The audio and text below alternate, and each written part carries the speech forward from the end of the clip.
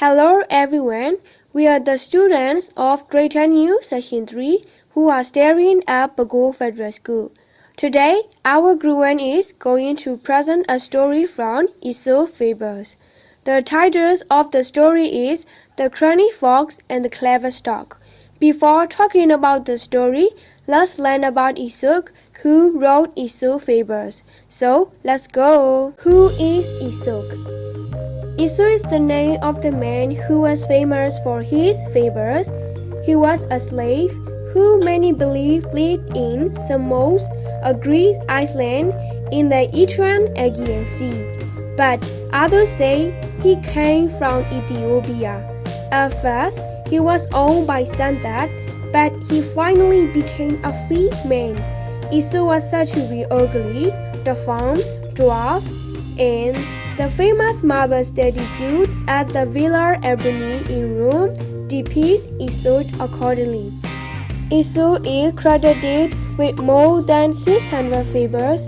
Fables are short stories that teach a moral or lesson to children. The stories are often funny, and the themes are easy for children to understand. The characters of fables are usually animals who act and talk like people, but they have animal traits.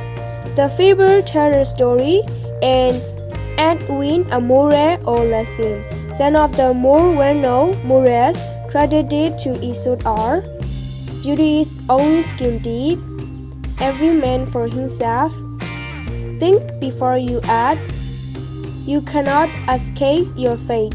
And some of the most famous Aesop fables are the fox and the grapes, the lion and the mouse, the tortoise and the hare, the cunning fox and the clever stork. Now, we will present the cunning fox and the clever stork from many of Aesop fables. Are you ready? If you're ready, let's listen the story together. The Cunning Fox and the Clever Stork. Once upon a time, there was a fox and a stork. The fox was cunning and mischievous. One day, a fox invited a stork to his house for a meal. The stork was extremely happy to be invited.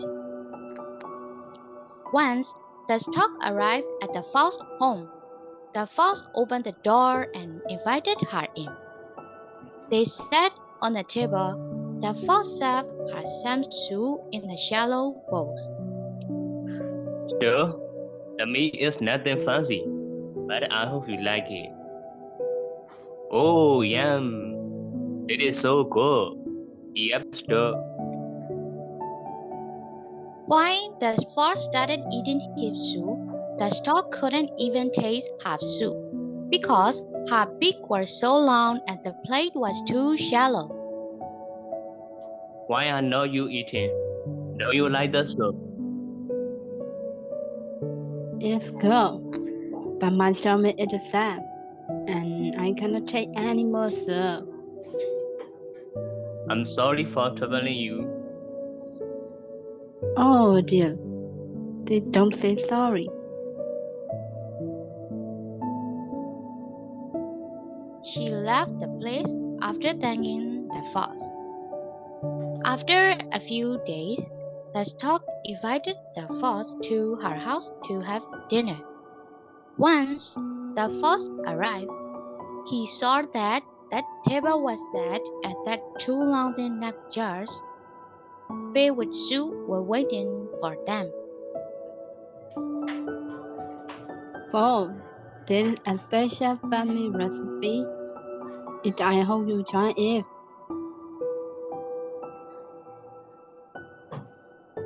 The stork put her beak in the long-necked jar and she ate soup.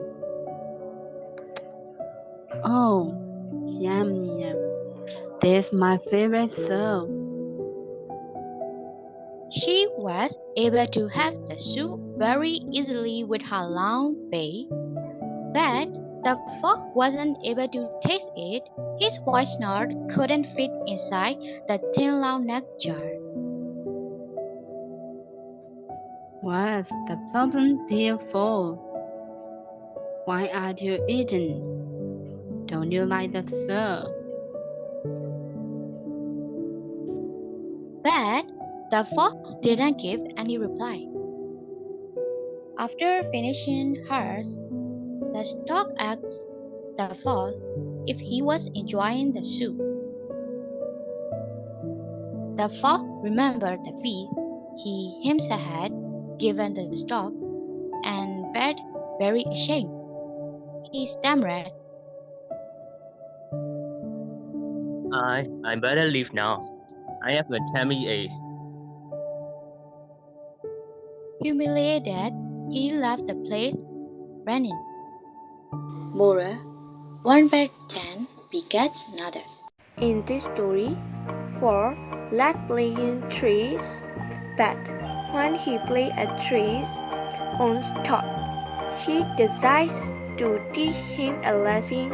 Now, folks will find out how it feels to have a streak played on the other animal.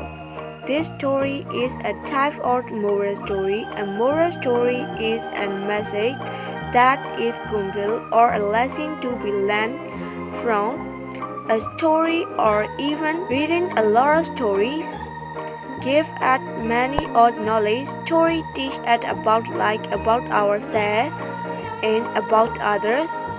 Story had the ability to have us learn about others and to find understanding and empathy for them and their situation. Therefore, my friend, we encourage you to read more story of your life from Group 1. This is what we from Session 3 Group 1 presenting to you. One of Israel's most famous and best moral story, the cunning fox and the clever stork story. We hope that in addition to the knowledge and wisdom from this story, you will also learn about Israel, who wrote Israel's Baby. The person who participated in this project are 013, 003, 004, 005, 006, 008, 010, 012, 043, and 046. Thank you to all friends and teachers who worked until the end. Go let and be happy and healthy.